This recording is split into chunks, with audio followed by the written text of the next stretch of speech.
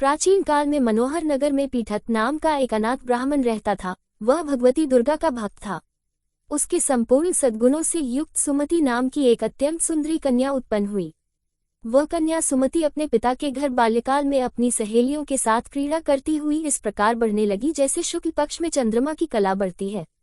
उसका पिता प्रतिदिन जब दुर्गा की पूजा करके होम किया करता, वह उस समय नियम से वहां उपस्थित रहती। एक दिन सुमति अपनी सखियों के साथ खेल में लग गई और भगवती के पूजन में उपस्थित नहीं हुई। उसके पिता को पुत्री की ऐसी असावधानी देखकर क्रोध आया और वह पुत्री से कहने लगा, अरे दुष्ट पुत्री, आज तूने भगवती का पूजन नहीं किया, इस कारण मैं किसी कुष्ठ रोगी या दरिद्र मनुष्य के साथ तेरा विवाह करूंगा। पिता का ऐसा वचन सुन सुमति को बड़ा दुख हुआ और पिता से कहने लगी, हे पिता, मैं आपकी कन्या हूं तथा सब तरह आपके अधीन हूं, जैसी आपकी इच्छा हो वैसा ही करो। राजा से, कुष्ठी से, दरिद्र से अथवा जिसके साथ चाहो मेरा विवाह कर दो, पर होगा वही जो मेरे भाग्य में लिखा है। मेरा तो अटल विश्वास है जो जैसा कर्म करता है उसको कर्मों के अनुसार वैसा ही फल प्राप्त होता है, क्योंकि कर्म करना मनुष्य के अधीन है पर फल देना ईश्वर के अधीन है। जैसे अग्नि में पड़ने से तृणादि उसको अधिक प्रदीप्त कर देते हैं, इस प्रकार कन्या के निर्भयता से कहे हुए वचन सुन उस ब्राह्मण ने क्रोधित हो अपनी कन्या का विवाह एक कुष्ठी के साथ कर दिया और अत्यंत क्रोधित हो पुत्री से कहने लगा, हे पुत्री, अपने कर्म का फल भोगो, देखिए भाग्य के भरोसे रहकर क्या करती हो। पिता के ऐसे कटु वचनों को सुन सुमति मन में विचार करने लगी, हो मेरा बड़ा दुर्भाग्य है जिससे मुझे ऐसा पति मिला। इस तरह अपने दुख का विचार करती हुई वह कन्या अपने पति के साथ वन में चली गई और डरावने कुशायुक्त उस निर्जन वन में उन्होंने वह रात बड़े कष्ट से व्यतीत की। उस गरीब बालिका की ऐसी दशा देख देवी भगवती ने पूर्व पुण्य के प्रभाव से प्रकट हो सुमति से कहा, हे दीन ब्राह्मणी, मैं तुझसे प्रसन्न हूँ, तुम जो चाहो सो वरदान मांग सकती हो। भगवती दुर्गा का ये वचन सुन ब्राह्मणी ने कहा, आप कौन है वह सब मुझसे कहो। ब्राह्मणी का ऐसा वचन सुन देवी ने कहा कि मैं आदिशक्ति भगवती हूँ और मैं ही ब्रह्मविद्या व सरस्वती हूँ। प्रसन्न होने पर मैं प्राणियों का दुख दूर कर उनको सुख प्रदान करती हूँ। हे ब्राह्मणी, मैं तुझ पर तेरे पूर्व जन्म के पुण्य के प्रभाव से प्रसन्न हूँ। तुम्हारे पूर्व जन्म का वृतांत सुनाती हूँ, सुनो। तू पूर्व जन्म में निषाद भील की स्त्री थी और अति पतिव्रता थी। एक दिन तेरे पति निषाद ने चोरी की। चोरी करने के कारण तुम दोनों को सिपाहियों ने पकड़ लिया और ले जाकर जेलखाने में कैद कर दिया। उन लोगों ने तुझको और तेरे पति को भोजन भी नहीं दिया। इस प्रकार नवरात्र के दिनों में तुमने न तो कुछ खाया और न जल ही पिया। इस प्रकार 9 दिन तक नवरात्र का व्रत हो गया। हे ब्राह्मणी, उन दिनों में जो व्रत हुआ, इस व्रत के प्रभाव से प्रसन्न होकर मैं तुझे मनोवांछित वर देती हूँ, तुम्हारी जो इच्छा हो सो मांगो। इस प्रकार दुर्गा के वचन सुन ब्राह्मणी बोली, अगर आप मुझ पर प्रसन्न हैं तो हे दुर्गे, मैं आपको प्रणाम करती हूँ, कृपा करके मेरे पति का कोढ़ दूर करो। देवी ने कहा, उन दिनों तुमने जो व्रत किया था उस व्रत का एक दिन का पुण्य पति का कोढ़ दूर करने के लिए अर्पण करो। उस पुण्य के प्रभाव से तेरा पति कोढ़ से मुक्त हो जाएगा।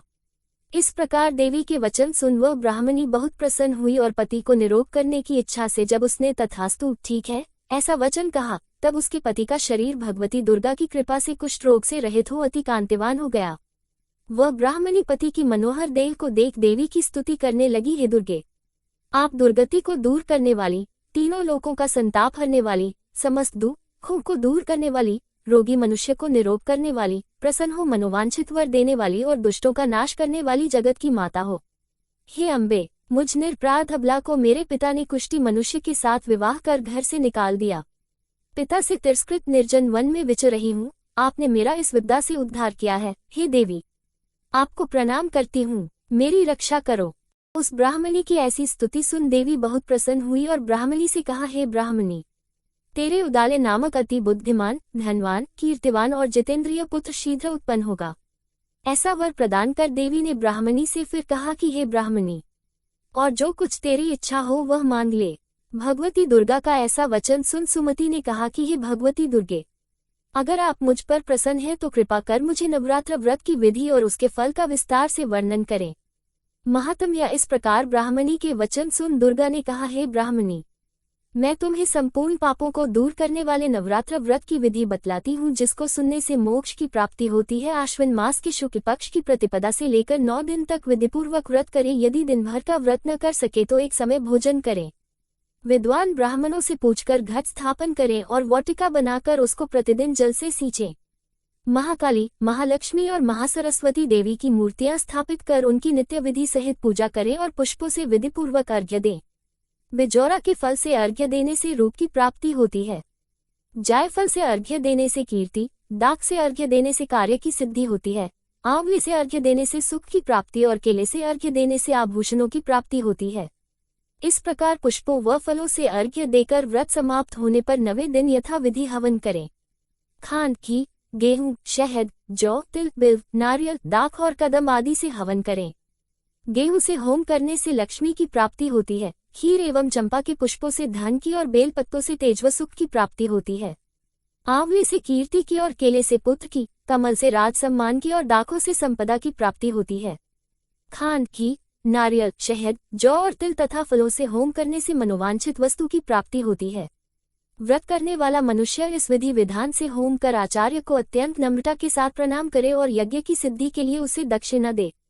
इस प्रकार बताई हुई विधि के अनुसार जो व्यक्ति व्रत करता है उसके सब मनोरथ सिद्ध होते हैं, इसमें तनिक भी संदेह नहीं है।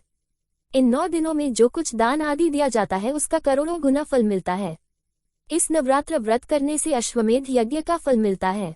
हे ब्राह्मणी, इस संपूर्ण कामनाओं को पूर्ण करने वाले उत्तम व्रत को तीर्थ, मंदिर अथवा घर में विधि के अनुसार करें।